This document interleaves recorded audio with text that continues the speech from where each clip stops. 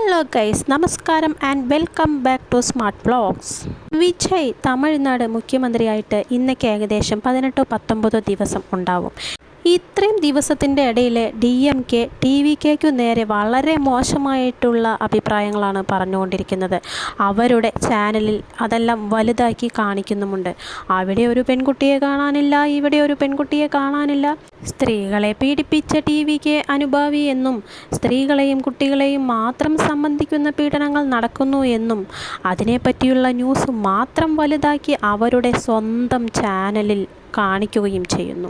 ഇതെല്ലാം കാണുമ്പോൾ എന്തോ ചെറിയൊരു സംശയമുണ്ട്. അണ്ണൻ വിജയ് മുഖ്യമന്ത്രി ആവാൻ കാരണം തന്നെ സ്ത്രീകളുടെയും കുട്ടികളുടെയും സുരക്ഷയ്ക്ക് വേണ്ടി മാത്രമാണ്. ഈ DMK തോൽക്കുവാനുള്ള മുഖ്യ കാരണം സ്ത്രീകളും കുട്ടികളും ചെറുപ്പക്കാരുമാണ്. അതുകൊണ്ട് തന്നെ പക വീട്ടാൻ വേണ്ടി DMKയുടെ ആളുകൾ തന്നെ എല്ലാം ചെയ്തിട്ട് കുറ്റം TVKയുടെ മുകളിൽ വയ്ക്കുകയാണോ? റീസെൻ്റായിട്ട് കോയമ്പത്തൂർ സൂളൂരിൽ 10 വയസ്സുള്ള ഒരു പെൺകുഞ്ഞിനെ കൊന്നിരിക്കുന്നു. ഈ കുഞ്ഞിനെ കൊന്ന 2 പേരും DMKയുടെ ആളുകളാണ്. അതേ കോയമ്പത്തൂരിൽ തൊണ്ടാമ്പുത്തൂർ എന്ന് പറയുന്ന സ്ഥലത്ത് ഒരു പെൺകുട്ടിയുടെ വീടിനു നേരെ 2 പേർ പെട്രോൾ ബോംബ് എറിഞ്ഞിട്ട് ഓടിയിരിക്കുന്നു. അതുപോലെ കോയമ്പത്തൂർ തന്നെ 16 വയസ്സുള്ള ഒരു കുഞ്ഞിനെ കാണാനില്ല എന്നൊരു ന്യൂസും വരുന്നുണ്ട്. ഇതിൻ്റെ പിന്നിലും DMKയുടെ അനുഭാവികളോ?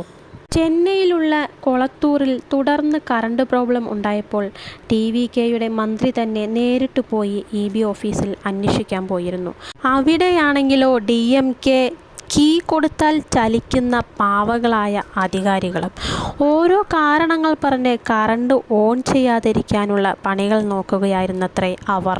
DMK ടാർഗറ്റ് ചെയ്തിരിക്കുന്ന സ്ഥലങ്ങൾ നോക്കിയാൽ തന്നെ നമുക്ക് മനസ്സിലാവും. TVK ഏത് സ്ഥലത്താണോ അധികം സീറ്റ് ലഭിച്ചിരിക്കുന്നത് അവിടെയാണ് ഇതുപോലുള്ള പ്രശ്നങ്ങൾ ഇപ്പോൾ കൂടുതൽ ഉണ്ടായിക്കൊണ്ടിരിക്കുന്നതും ഈ 2 ആഴ്ചകൾക്കകം തന്നെ.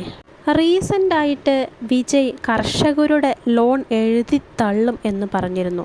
ഇതും പോരാതെ ഒരു 100 കർഷക കുടുംബങ്ങളെ നേരിട്ട് കണ്ട് സംസാരിക്കുകയും ചെയ്തിരുന്നു.